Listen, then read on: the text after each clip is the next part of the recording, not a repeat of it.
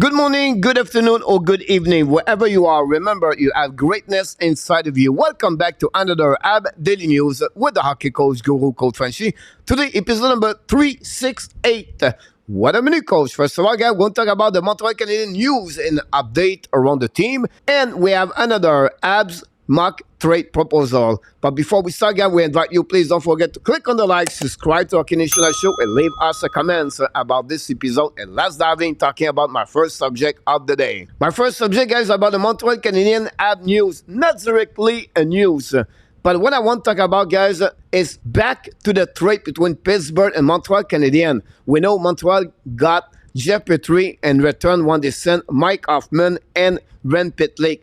The departure of Pitlick and Hoffman, guys, is opportunity. What are you talking about? I feel like Emil Henneman and Jesse Allen have an amazing, great opportunity now to get a spot for the upcoming season with the Montreal Canadiens for the season 2023 and 2024. Henneman was involved in the trade between the Montreal Canadiens and the Calgary Flame when Montreal sent the veteran Tyler Toffoli. Henneman scored 7 goals last year with the Laval Rocket at the end of the season. I feel like Henneman, maybe he would be ready to have a spot for the upcoming season. On the flip side, for Jesse Allen, guys, a 35 overall pick in 2018 by the Montreal Canadiens. Last year, played 37 games with 6 goals, 10 assists for a total of 16 points. This is a really important camp for him. The only difference between both players, guys, is because Henneman is a waiver exam and not Allen. If Allen is sent to Laval, he has to go through the waiver, and possible a team like Chicago, Arizona, Anaheim, Philadelphia could claim Jesse Allen.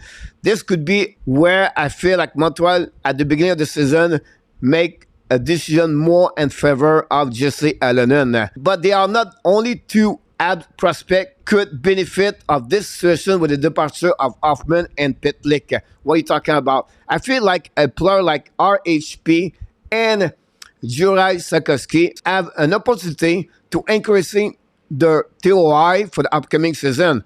Last year, because Montreal had Drouin, Tadenov, Hoffman, Pitlick, Sikorsky, he was only played most of the time on the 4th line and barely on the 3rd line. Without them now, Sikorsky, no doubt in my mind, is going to be at least on the top 9 players, exactly like RHP, and he's going to at least increasing his minute on the TOI. We know Sikorsky last year played 39 games with the Montreal Canadiens, scored 4 goals, 6 assists for a total of 10 points.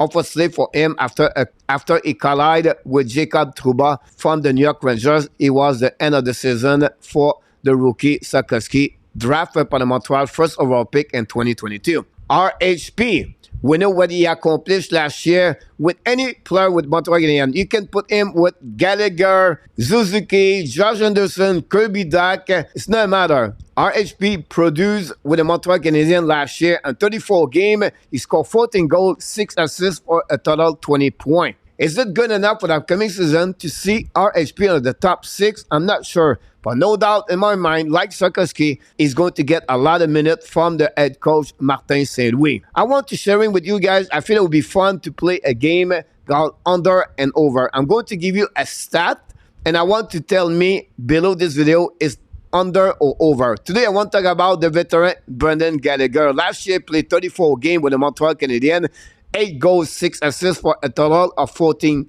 points. Do you feel Gallagher is going to score at least 16 goals for upcoming season? If it's not, you have to tell me under below this video. If you feel, oh yes, coach, he's going to score 17, 18, 19, 20, 25 goals, no doubt, write me over. But what is your answer, coach? Today, guys, obviously for Brendan Gallagher, it's under.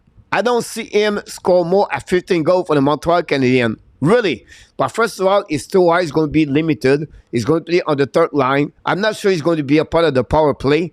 And I feel the reason with the Montreal Canadiens with so many prospects in the lineup, talk about Kirby Dach, talk about Suzuki, Caulfield, Sikorsky, possible Islanen, all those player guys are most of the time play on the power play. That's not give a lot of minutes for Brendan Gallagher. So for me, that's the reason I put him under.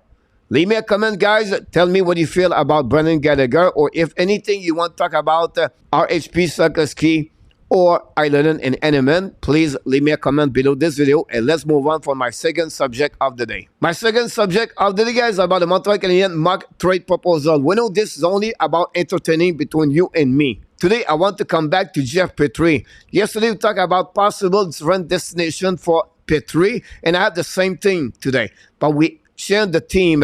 I put out Colorado and add Dallas Star.